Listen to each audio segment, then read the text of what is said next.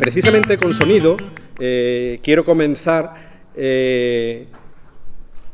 Yo prefiero que lo escuchen ustedes. Yo recuerdo, Calixto está por aquí. Recuerdo que Calixto me comentaba en una ocasión una reflexión muy sabia sobre el concurso de Granada 1922. Los intelectuales de la época hicieron una épica, formar aquel concurso, y estaban buscando el flamenco auténtico. Calixto dice que el flamenco lo tenían sentado allí. Tenían a Pastora, tenían a Manuel Torre, tenían a Antonio Chacón, a Ramón Montoya, entre otros. En efecto, eso es así, es una reflexión muy sabia, que es así. Y yo estaba buscando sonidos que en la radio es dificilísimo de encontrar por todos los sitios, y un buen día me di cuenta que los tenía allí delante mía y no me daba cuenta, no lo había visto. Y más o menos esto, hemos hecho este cachivache tecnológico para que puedan ustedes escucharlo, a ver si es posible. Es un tren de voces, escúchenlo.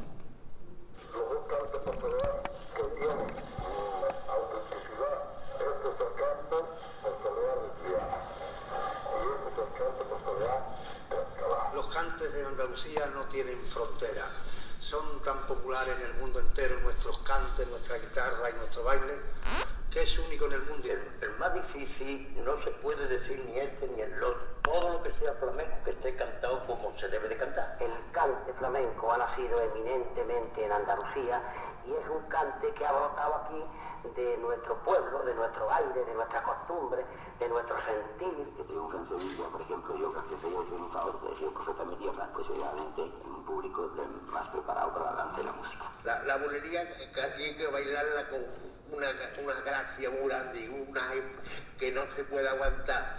La soledad es el corazón, la seguiría con la pasión. El martinete igual. El cante para mí es mi vida, es todo. Nací cantando y creo que moriré cantando. Y hoy lo han hecho los canasteros. Yo donde primeramente cobré 25.000 pesetas fue en Mairena del Alcor. Y el primer premio de baile de mi vida de flamenco fue allí, que fue el de Juana la Macarrona. Y empecé a cantar en las rodillas de mi padre y de mi tío. Lo que se cantaba era la soleá de Triana, lo de la zona alfarera y después por Martinete. Esto es un misterio. ¿Esto cómo es? ¿Por qué es esto? Si esto no se escribe, no hay que pasar por el conservatorio. Tanto el guitarrista como el que canta, resulta que son dos músicos, pero dos músicos que forman parte del acervo cultural andaluz, de lo más profundo, de lo más hondo. El cante flamenco está relacionado directamente con el espíritu. Esas son las voces del siglo XX, algunas del siglo XIX que vivieron en el XX y que he encontrado en la radio, y era mi pequeño homenaje a esas voces que hicieron el flamenco, los artistas, bien enlazado con lo que decía Calixto Sánchez. Son entrevistas que le han hecho a lo largo del tiempo Antonio Mairena, Pepe el de la Matrona, Pepe Marchena, Juan Valderrama, a Manolo Caracol, a Matilde Coral, a Naranjito de Triana, a Enrique el Cojo, a Antonio Ruiz Soler o a Luis Caballero, que decía esta reflexión. Voy a ir un poco rápido, porque no quiero quitarle tiempo a Juan Luis Cano, que lo hemos hecho madrugar para que haga su programa en M80, que se inauguró la semana pasada y ha tenido la valentía de venir aquí con nosotros. Lo que pasa es que era muy importante que estuvieras aquí, Juan Luis, porque tú representas una aportación fresca en esta última etapa, en estos últimos 30 años al flamenco a través de la radio, que después tendremos tiempo de hablarlo, y no te quiero quitar el tiempo que mereces. Así que os voy a hacer un pequeño recorrido historiográfico sobre la importancia de la radio y después llegaremos a conclusiones que en síntesis es lo que ha sido la tesis doctoral que he tenido la suerte de defender en esta misma universidad. Como saben ustedes, dentro del programa de flamenco, un acercamiento multidisciplinar, una cosa única y extraordinaria que esta universidad tuvo bien hacer y el que yo tuve la suerte de sumarme y de disfrutar, de aprender y de poder materializar esta investigación en este marco académico. Bueno, pues decía anteriormente cuando hablábamos con Iñaki que desde el nacimiento de la radio está el flamenco presente. Hay un flamenco en la radio. La radio flamenca comienza en los años 60, que después lo hablaremos. Aquí precisamente hay 3 recortes de prensa, una cuando se inaugura Radio Sevilla, donde cuentan que está la Niña de la Saeta, la otra la actuación de la Minerita, en la revista TSH y en la revista Onda, y el del medio es del diario La Unión de 1924. Esto es un concurso de cante flamenco en 1925 en Unión Radio. Precisamente los oyentes, los suscriptores de la revista Onda, que era el órgano de difusión que tenían antiguamente la emisora de radio, era, digamos, como un radio club donde se asociaban en una empresa privada. De hecho, Unión Radio fue una empresa próspera que funcionó muy bien en su primer periodo, por lo menos hasta antes de la guerra. Ya después las cosas cambiaron, como comprenderá. Y vamos a dividir la historia precisamente en eso. Vamos a hacer un análisis de los primeros años de la radio, donde el flamenco está presente. Paramos en la Guerra Civil, donde se para toda la producción cultural y social, etcétera, etcétera, de este país durante tantos años. Y después la retomaremos en los concursos de Saeta y en los primeros programas de radio de los años 60. Aquí hay un concurso ante la estela del concurso de Granada de 1922, la radio utiliza ese formato de difusión, de atracción de artistas, y esto fue Eduardo García el Chata, fue quien ganó el concurso que hubo en Unión Radio Madrid, que se retransmitió por toda la red de emisoras que tenía en España en 1925. Y aquí pongo algunos ejemplos rápidos de cómo el flamenco estaba presente en la radio. Aquí vemos en Salamanca, aquí vemos en una cadena catalana, EAJ 13, que no veo de aquí de lejos, en Radio Cádiz, en Radio Sevilla, en Radio Bilbao. Aquí vemos también cómo este personaje de la vanguardia cultural de la generación del 27, Ramón Gómez de la Serna, dentro de su greguería tiene un apartado que son charlas en la radio. Incluso las deja grabadas, porque se fue a Argentina y la dejó grabada. Fue un pionero en la tecnocomunicación literaria. Y él hace a través de la guitarra en las ondas, ahí juega con las cuerdas de la guitarra y hace una reflexión en 1927 en la revista de Ondas, que era el órgano difusor de Unión Radio. Bueno, pues Gómez de la Serna refleja lo que en aquel momento está ocurriendo en la radio. El flamenco estaba presente. Solo a modo de anécdota, aquí también hay un artículo que dice: muy en boga el flamenco, Unión Radio no quiere privar a sus oyentes de esta modalidad que tantos aficionados tiene actualmente. Y es así que tras un programa clásico viene un programa castizo, tientos, malagueñas, seguidillas, fandango, tarantas, soleares, todo lo más destacado y lo que tiene más sabor dentro del género. Oímos la emisión del miércoles por la noche, un fandanguillo bien cantado y la quinta sintonía. Son compatibles. Precisamente eso es lo que quería destacar, la compatibilidad y la presencia del flamenco en Unión Radio. Aquí vemos cómo en la portada de la revista Onda del 27 se habla de flamenco dentro de la revista, y también tenemos flamenco fuera de España. Vemos aquí en Viena y vemos también cómo en Rabat hay una emisora que pone los cantes de Manuel Vallejo. También hay presencia en Londres y en otras emisoras de otros lugares. Me contaba en una ocasión Luis Caballero, en una entrevista que le hice, que Edgar Neville convivió una etapa de su vida con Charles Chaplin. Y Charles Chaplin decía que lloraba, que era un apasionado escuchando las malagueñas del Pena. Seguramente serían las malagueñas del Canario, las que hacía el Pena en aquellos discos de pizarra de los años 20. Y hablaba del flamenco con absoluta pasión, y era un fenómeno que en aquel momento en Estados Unidos se vivía con modernidad, como así también lo vimos anteriormente en las imágenes cinematográficas.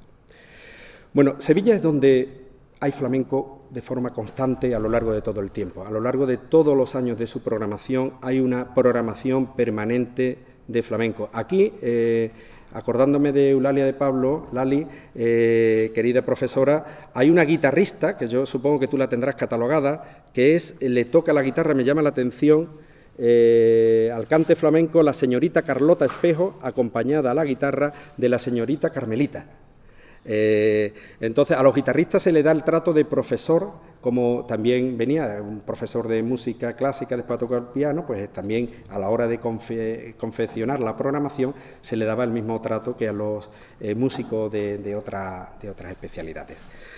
Bueno, y aquí seguimos en Radio San Sebastián, en Albacete, donde hay una programación muy extensa, en Valencia, en Cartagena, en Madrid, sobre todo. Unión Radio tenía todas las matinales del sábado una programación en directo donde pasaban, bueno, aquí está Pericos del Lunar y el Niño Almadén, que era la figura de entonces. En el año 34 encontramos en el periódico sevillano El Liberal, que dirigía José Laguillo, encontramos una entrevista que le hace Galerín a Pepe Pinto. Aquí Pepe Pinto destaca la importancia del flamenco en la radio y destaca sobre todo también que la radio no le paga un duro y que él tiene que va a los sitios a cantar y la gente dice eso no, que eso ya lo hemos escuchado en la radio, repertorio nuevo. Y entonces se queja que tiene, está aquí en el reportaje, en la entrevista, que tiene que contratar a poetas para que le hagan nuevos repertorios, que la radio, que esto que esté por todas las esquinas escuchando a la Niña de los Peines y que no veían un duro, en definitiva era su protesta. Bueno, vemos también cómo personajes como Federico García Lorca es portada de la revista Onda en el año 34 en Unión Radio Madrid. Tenía la suerte los oyentes de aquel entonces de escuchar al poeta. Aquí una de las figuras de entonces del flamenco, tengan en cuenta que es la época dorada de la ópera flamenca, y aquí está uno de sus máximos exponentes que después tuvo que salir de España, Angelillo y Vendrines. Vendrines era el empresario de la ópera flamenca y Angelillo era la figura. Aquí tenemos a Carmen Amaya en los estudios de Unión Radio y él le monta una tarima donde hace sus zapateados para radiarlo. Y aquí en Radio San Sebastián, Asterita Castro con el niño Sabica, jovencito, en el año 35. La voz de su amo, el catálogo, bueno, lo he traído aquí como anécdota porque la mayoría de los artistas que grababan entonces eran los artistas que en aquel momento, aquello que se relacionó con la ópera flamenca y algunos otros como Manuel Torre también, eran los artistas, eran los discos que ponían, era un catálogo extensísimo. Si observamos este catálogo podemos entrar en la hemeroteca digital y podemos ver los registros que hay. El del año 35 donde más registros hay es la producción de discos flamencos. Y aquí un fenómeno de la radio que es el rodaje de la película Juan Simón en 1935. Esto estaban los micrófonos de Unión Radio recogiendo aquel momento de aquella película que fue una sensación en su época. Aquí viene el parón. El parón viene porque Radio Sevilla en concreto es tomada por el general golpista Queipo de Llano. Lo titulo Cuadro Flamenco porque, curiosamente, Rafael Alberti hace una obra de teatro que se representa en la parte oficial de España, donde se ríen de alguna manera, de forma sarcástica, irónica, de un personaje borracho y con flamenco de fondo, que era el personaje golpista. Aquí vemos, estuvo durante 560 noches, hay un trabajo muy interesante que hizo Manuel Barrio sobre el Queipo de Llano, el último virrey, donde recoge toda la historia, 560 noches dando sus arengas, bueno, ya podéis imaginar cómo era aquello, en Radio Sevilla, y la prensa en aquel momento seguía, por ejemplo, que el general ha cambiado de hora, en vez de las 7 a las 10 o lo que quiera que sea. ¿Cómo era la radio entonces a partir de la guerra? Era una radio gris, como este país, triste. Comienzan a partir en 1942 el primer concurso de saeta de Radio Sevilla. Las radios utilizan el enganche de los personajes conocidos y populares, eran la atracción de la época. Bobby de Glané, aquí en Sevilla era Rafael Santisteban. Fue el gran personaje en el que basaban toda la programación. Era una radio de concurso, una radio de proyección, una radio... y ahí vemos algunos de los concursos en ese espacio público que tenían las grandes emisoras, que era este teatrito, foro cubierto, abierto al público, donde se hacían los programas en directo y donde se hacía todo esto. Estos concursos y esta radio espectáculo, que era la radio que se hacía a partir de los años 40. El reinado de Radio Sevilla, ¿por qué? Porque desde 1924 hasta 1951 no había otra emisora de radio en Sevilla, nada más que en Sevilla. En Madrid había otras tantas y en otros lugares de España. Queremos destacar aquí la presencia de Manolo Caracol, de Lola Flores con Rafael Santisteban en los micrófonos de Radio Sevilla. Por cierto, declaró Lola Flores, que actuaba en el Teatro San Fernando, que había hecho más por España que 27 embajadores. Ella vino a presentar, había la radio estaba en todo lo que se hacía en la ciudad y por supuesto los artistas, las figuras grandes también pasaban por allí. Radio Nacional comienza en 1951 y Se da un curioso, porque hay flamenco desde el principio. El Rafael Belmonte, que después llegaría a Radio Sevilla, comienza a hacer un programa que se llamaba Cantares Andaluces. Y además, una cosa que decía Iñaki, comienza la irrupción del habla andaluza en la radio. El médico analista hermano pequeño de Juan Belmonte era un personaje muy reconocido, muy aficionado, pero hablaba en andaluz, y él y sus invitados. Y eso en la radio era una radio como de Ateneo, ¿no?, donde un habla perfectamente pronunciada y tal, para nada era normal escuchar, y precisamente son la gente del flamenco los que llevan el habla andaluza. Aquí hay algunos ejemplos de concursos, de anuncios en la prensa de la época. Hasta en Sevilla, hasta 1955, que se funda Radio Vida, no hay una tercera emisora de radio.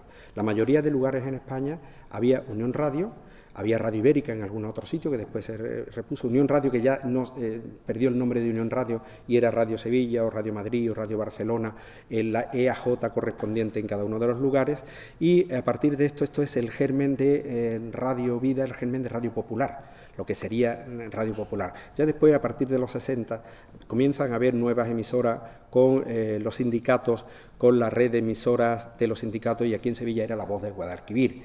¿Por qué ponemos esto? Ponemos dos acontecimientos en los 60. El nacimiento de los transistores, que un trabajador andaluz tenía que trabajar 12 días en el campo, por ejemplo, para poder comprar un transistor. 12 días trabajando, dejando íntegramente el sueldo. En Madrid eran menos, eran 8, y en otros lugares tenía que trabajar menos para comprarlo, pero aquí en Andalucía está medido de esta manera lo que costaba un aparato de radio, y se hizo muy popular. La radio entra en otra esfera. Anteriormente era un aparato que estaba en la casa, que era casi un electrodoméstico. De hecho, hay anuncios del Instituto Nacional de Estadística que comienzan a incluir como equipamientos al transistor, a la radio en las casas. Y hay un trabajo hecho en los años, a mediados de los 60, junto con la plancha y la lavadora, es el electrodoméstico considerado más popular de las familias españolas. Bueno, pues comienza La Voz de Guadalquivir. ¿Por qué destacamos esto? Porque Miguel Acal fue uno de los pioneros, digamos, de la radio flamenca. Ya comenzamos a hablar no de flamenco en la radio, sino de la radio flamenca. Son programas especializados de 1 hora, y comienza en una emisora humilde que tenía poca proyección. Él tenía también un estilo personal, y comienza, yo no sé si el sonido lo vamos a poder escuchar, comenzaba históricamente con un...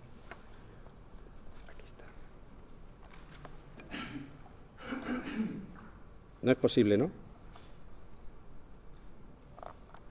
Salud y libertad, amigos. Vamos a abrir esta tarde del viernes oyendo al maestro de maestros.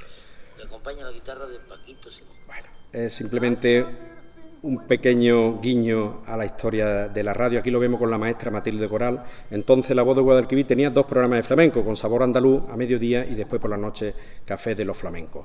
Comienzan a abrirse, Radio Nacional abre, se desdobla, tiene el Centro Emisor del Sur y Radio Peninsular, y comienza a haber programas de flamenco en las emisoras que en aquel momento hay.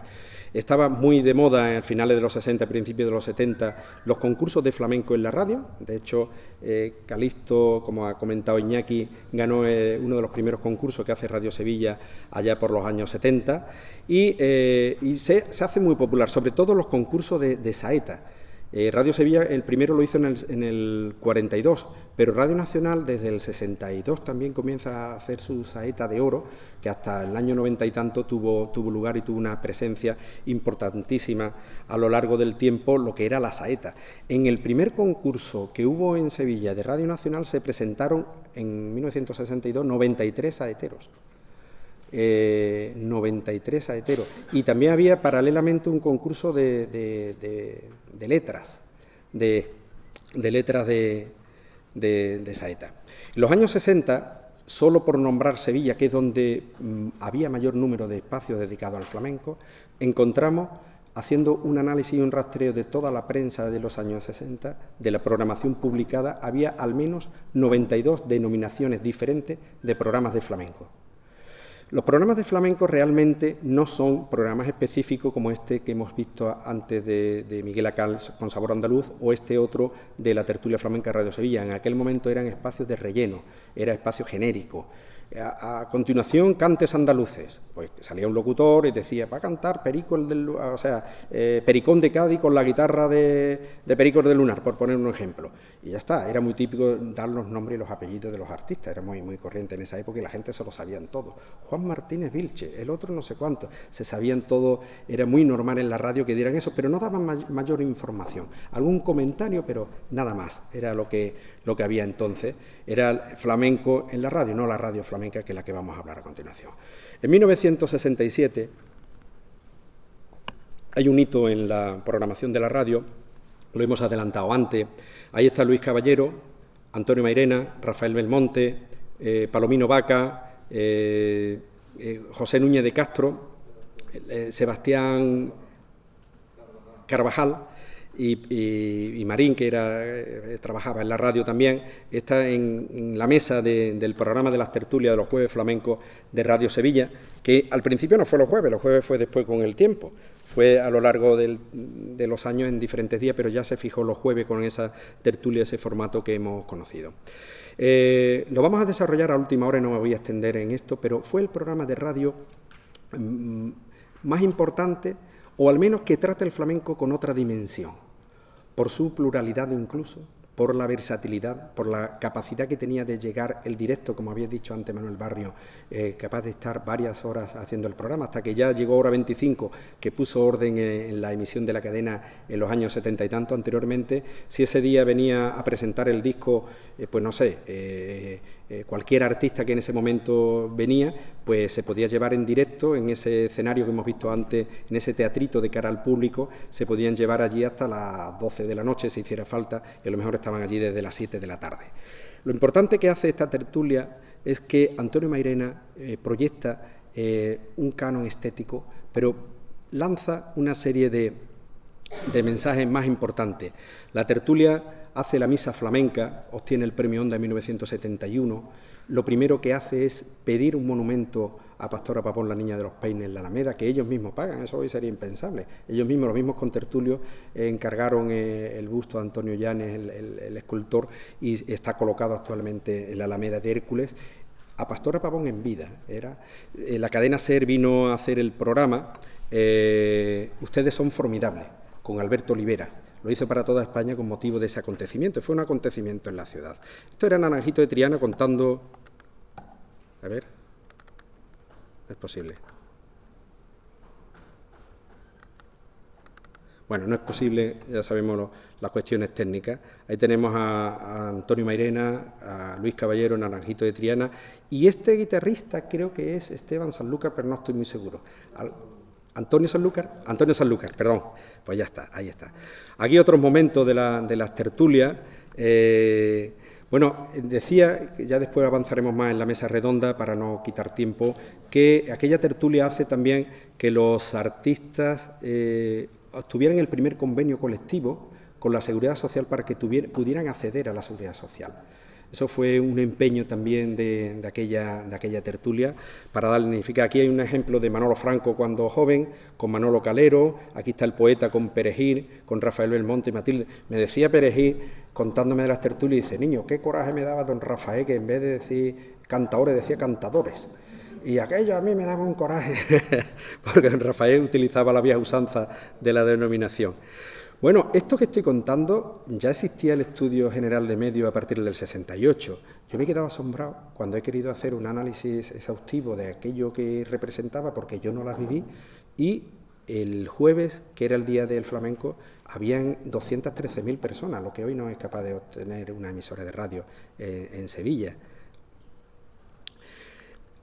A influencia de Mairena, como estaba diciendo, porque pese a que la dirección la tenía, la presidencia de la tertulia, primero José Núñez de Castro, después Rafael Belmonte, pero quien era el alma, el director espiritual, era Antonio Mairena, y su influencia, pues, como ya hemos dicho anteriormente, llegó a todos los niveles, y aquí vemos, por ejemplo, cuando se materializa en diciembre de 1968 el monumento a Pastora. Ahí está Juan Talega, ahí está Pepe Pinto, ahí están todos los artistas de esta época, entrevistando, porque he tenido la suerte de estar en la mayoría de los que vivían cuando he hecho el trabajo de investigación, en casa de Rafael Belmonte cuando vivía, en casa de Núñez de Castro, que vive todavía, en casa de Manuel Barrio, para que me contaran cómo era aquello, pero con otra perspectiva, en su casa tranquilamente y demás, y me enseñó Núñez de Castro un reloj de oro.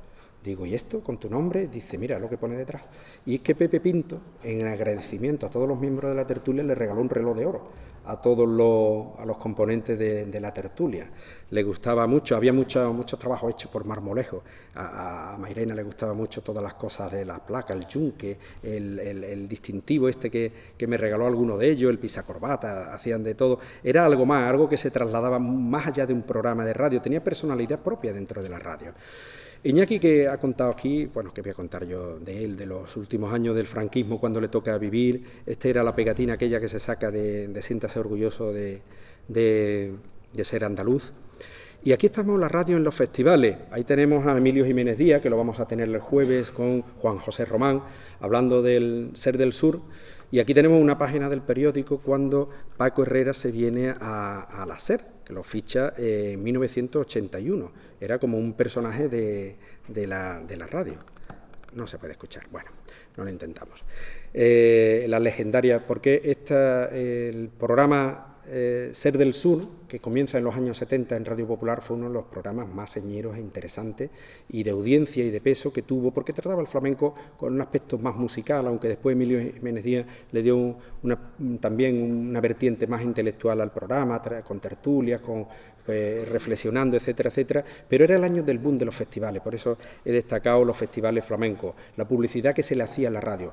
Me contaba Manuel Barrio que los primeros años de los festivales había festivales en Utrera, en Morón y en Mairena, ¿no? Había pocos festivales todavía en los demás sitios, y comienza a mediados de los 60 y la radio es una locomotora en aquel momento. Claro, ¿qué artistas son los que actúan? ¿Qué cantes son los que se hacen? Ahí estaban detrás la mano de Mairena, ahí estaban aquellos artistas que pasaban por aquellas tertulias, y había un canon, bueno, de hecho hay una grabación del primero, del segundo festival que se hace en la Puebla de Cazalla. Impensable esto que voy a contar, ¿verdad? Bueno, pues el alcalde contrata a un señor que toca el acordeón en el festival. Claro, Antonio Mairena le dice en la radio, hombre, ¿cómo se le ocurre a usted hacer esto? Usted perdone, Mairena, eso no volverá a ocurrir. Efectivamente no fue. Todavía en aquellos años no estaba fijado el modelo de espectáculo. Y entonces en los festivales flamencos fue algo más de la actividad cultural más importante que tenían los pueblos en el verano. Fue un modelo en el cual comenzaba a proyectarse el flamenco, una determinada visión del flamenco, que es esta que Mairena auspicia en la radio, pero además también se profesionaliza, es decir, los artistas consiguen cobrar un sueldo digno, un caché. Hemos escuchado decir a Matilde Coralante en un corte que la primera vez que cobró 25.000 pesetas fue en Mairena, fue en premio, pero bueno, era la primera vez que establecía un caché y la primera vez que muchos artistas, como decía antes el poeta, decía Iñaki, que gracias a que iban al año a Japón una temporada al año podían vivir todo el año, ¿no? Porque malvivían en tablaos, en fiestas, y esto fue uno de los momentos en los cuales comienzan a vivir. Decía del Ser del Sur y del Sur de la Ser, que fueron dos legendarios programas de la radio en Andalucía. Aquí vemos, seguramente será el Festival de Mairena, Chocolate, Menese, Manolo Mairena, Juan Talega, creo que Fosforito, seguramente en la ronda de Martinete de última hora. Y aquí entramos ya en los años de las FMs. Juan Luis, aquí entramos ya en tu periodo, cuando tú vienes a la radio con esa bocanada de aire fresco de estudiantes de Madrid o de cualquier otro sitio, lo mismo da, y empiezan a hacerse, aquí en Sevilla se hace Oído al Cante, Antena 3 Lo Nuestro, Flamenco 3 en Radio 16, Alfonso hacía en Radio Triana Quejío, que fue una etapa magnífica en aquella época. Me alegro mucho que esté aquí con nosotros. Yo no sé si se puede escuchar alguno de los sonidos que quiero mostrar por lo significativo. No. No es posible. Bueno, pues lo lamento, pero eran sonidos, era Camarón de la Isla diciendo: hola, soy Camarón de la Isla, mando un saludo a todos los oyentes de Radio Cadena Flamenca. Radio Cadena Flamenca nace en 1983 y es el primer ejemplo de radio temática que existe en la historia. La radio temática, que duró unos pocos de años, ya después, 25 años después, lo veremos, el ente público también en Andalucía hace flamenco radio y ya en Internet hay muchas apuestas, pero en aquel momento era un hito histórico. Y es curioso leer los recortes de prensa de la época, decir, ha comenzado una emisora especializada en flamenco, pero no sabemos cuánto va a durar porque tienen pocos discos. Y claro, aquello era de un montón de horas repitiendo, pero tuvieron la suerte de utilizar el directo de los festivales. Era una bocanada de aire fresco de utilizar todas esas grabaciones de los festivales que hacían durante todo el verano, en los fines de semana, que la radio, por cierto, lo emitía, esto me lo recordaba Lali, la profesora Lali, los fines de semana. Los aficionados hacían esto, que era grabar en un cassette a aquellos artistas que actuaban, como no había carrusel deportivo, y los fines de semana se podían dedicar a hacer esto. Aquí tenemos tres de los grandes comunicadores, Carlos Albelo, Manuel Curao y José Luis Montoya, en su etapa de radiocadena flamenca. Una de las, quiero destacarlo brevemente,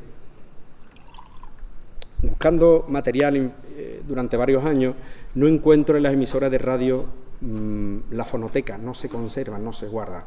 Y leyendo, buscando, leo en el Centro Andaluz de Flamenco, en Jerez, Ana Tenorio me busca, una revista que se edita en California, o en Colorado creo que era, que se llamaba Quejío.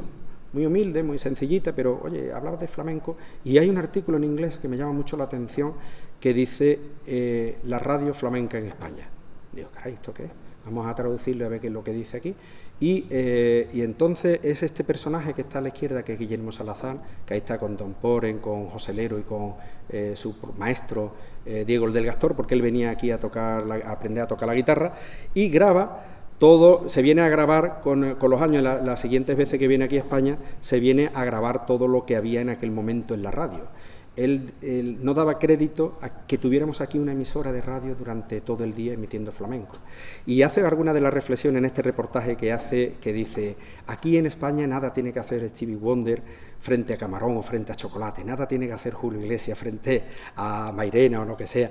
Y es curioso cómo ve con agrado cómo las emisoras aquí en Sevilla, porque anteriormente había estado en Madrid había un programa en Radio Popular que era muy conocido en la época, que él también lograba, pero aquí en Sevilla es donde, pues encuentra y me ha mandado a través de WeTransfer todo tipo de archivo que no he sido capaz de encontrar aquí en Sevilla. Y por ser justo, había un aficionado en La Rinconada, que ya falleció, Parrilla le decían, que había grabado durante años, este era lo que hoy sería un friki, con todo mi respeto, pues del flamenco, y había grabado todos los programas de radio que había en las FMs de aquellos años, y tiene una habitación enorme de arriba abajo, llena de, que su familia no sabe qué hacer con tanto archivo, llena de todas las grabaciones de programas de radio, una joya. Y después también algunos mairenistas como Francisco Jiménez en el Parque Alcosa, un vecino de Mairena que había grabado a lo largo de toda su vida los programas de radio donde aparecía solo Mairena, porque él era seguidor de Mairena, y él me facilitó alguna de las joyas que yo he podido compartir. Decíamos la radio en el 83.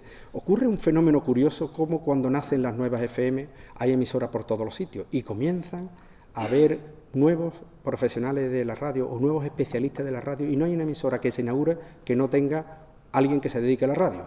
En Radio Lebrija estaba Tere Peña, en Radio Minuto llegó hasta Manolo Martín, anteriormente había estado José Luis Ortiz Nuevo en Radio 16, en Radio Aljarafe estaba Borque, que yo no sé si hay alguno, hasta que nace Canal Sur. No es posible el sonido, así que no lo intento más.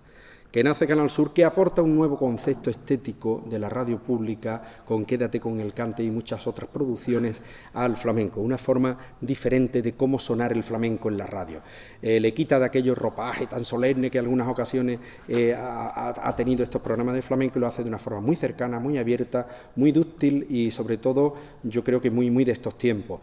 Ahí nombro a Radio Romántica y Radio América con El Café del Burrero, que llegó a hacerlo José Luis Ortiz Nuevo y Amor Rodríguez Rey. Tengo algunos programas grabados y es una auténtica delicia escuchar a Amor Rodríguez Rey hablar de flamenco en una mesa camilla con 2 o 3 invitados a su aire y a su manera, darle rienda suelta a la imaginación y merece la pena escucharlo.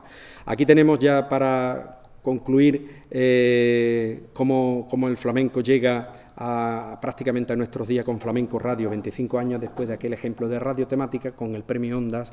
Aquí Radio Nacional hemos puesto al amigo Pedraz por darle un guiño, pero está Teo Sánchez con Duendeando, está José María Velázquez Gastelu, que lleva más de 25 años haciendo nuestro flamenco, después de Arcadio Larrea en Radio Clásica, y Flamenco Pató con Juan Luis, que ahora a continuación va a tener su flamenco. Fue una erupción y ahora lo contaremos del flamenco. A la vista de los argumentos expuestos, el flamenco, y con esto concluyo, el flamenco ha estado presente en la radio desde su inicio, como hemos visto hasta hoy. Comparten lo físico, el sonido y lo social, las modas y los hábitos de los oyentes. Es verdad que en aquellos años, 25, 30, y después sonaban los discos que La Voz de su Amo, otras discográficas había, pero en los años 60 y tantos, 70, Antonio Mairena irrumpe un modelo nuevo de concepto flamenco, de artistas, y que empiezan a grabarse seguirillas, soleares o palos que anteriormente en la radio prácticamente no se escuchaban. La radio aporta un nuevo esquema para la comunicación flamenca, en donde es posible la conexión sin necesidad física de la presencia, sin pagar peaje ni entrada, y ante una masa atomizada de oyentes distribuida en el ámbito de cobertura de cada una de las emisoras. Eso significa una auténtica revolución en el paradigma de la comunicación. La radio no se ha limitado a ser un actor pasivo, actuando como elemento instrumental, y no ha contado un relato, sino que ha formado parte del mismo, como hemos puesto el ejemplo de nuevo de Mairena. La radio se adelantó a las instituciones públicas en la dignificación social del flamenco. Hemos visto la organización de festivales, la organización de flamenco, traer el flamenco a la universidad, hacer que los flamencos tengan como mínimo una seguridad social. Y no he querido parar, que después hablaremos en la tertulia flamenca, lo que hizo, por ejemplo, el Polígono San Pablo. Las calles del Polígono San Pablo son nombres de palos del flamenco. Plaza de Manuel Torres, Plaza de Tomás Pavón, Avenida de la Soleá, calle de no sé qué, bloque de... Todo esto, y allí además vivían la mayoría de gente del flamenco en aquellos años, fueron a vivir al Polígono San Pablo. Precisamente el presidente de la tertulia flamenca de Radio Sevilla, Pepe Núñez de Castro, era entonces el delegado sindical de la vivienda. Esto era el organismo del régimen que en aquel momento era el que otorgaba las viviendas. La vanguardia tecnológica también ha estado al lado del flamenco, como hemos podido comprobar en el ejemplo de flamencoradio.com. El flamenco consigue innovación en géneros periodísticos y radiofónicos de carácter dialógico, como antes destacó la pregunta de Manuel Barrio, con las tertulias, espacios de debate donde no se podía debatir, como eran las tertulias de flamenco, donde se podía opinar. La radio cataliza, por otro lado, socialmente la identidad andaluza en un concepto crítico. Esto lo ha desarrollado Iñaki, yo creo que mejor que lo pueda yo explicar. El flamenco se convierte en la radio en un componente simbólico de un territorio y de un imaginario colectivo, y ya lo hemos hablado anteriormente. Esta investigación que pretendo aporta nombres nuevos, a nombres como Rafael Belmonte, como Alfonso Eduardo Pérez Orozco, como Paco Herrera, como José Luis Montoya, como Acal, como Curao, como el propio Juan Luis Cano, que no solo ya del flamenco son cantaores o bailadores o artistas o gente que escribieron un libro, sino gente que han estado en la radio defendiendo. Cada etapa es heredera de su tiempo. El flamenco es un fenómeno social enraizado en el contexto y no puede desprenderse de él. Las tertulias que después trataremos han aportado todas estas cosas que hemos dicho anteriormente. Flamenco y radio han coexistido desde el primer momento. La radio ha sido en estos 90 años un vehículo esencial para la difusión y reconocimiento público del flamenco. Muchas gracias.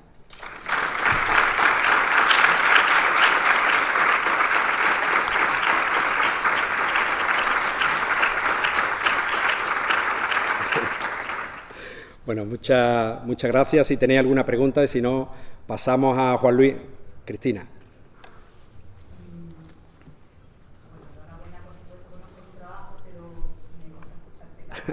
He intentado resumirlo lo mejor que he podido. Un trabajo magnífico, doy fe de ello y te felicito por además haber abierto una vía de investigación nueva que estaba muy necesitada de las aproximaciones de que estamos en este asunto.